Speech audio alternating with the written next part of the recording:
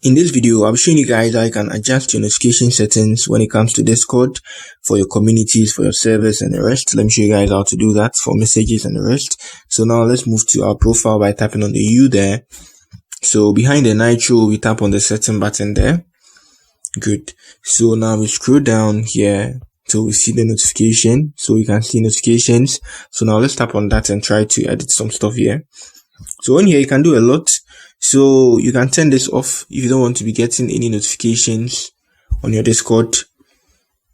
So you can also turn it on if you want to receive notifications. So get notification outside Discord too. You can open that and then edit it.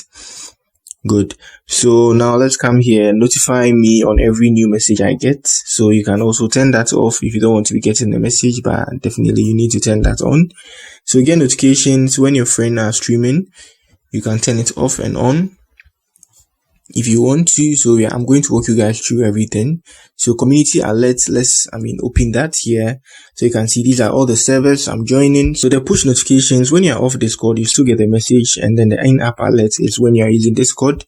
So it depends on what you want to do. So let's say there is a Discord a server that they drop a lot of messages. You can turn it off, something like this. So I'm going to turn this one off.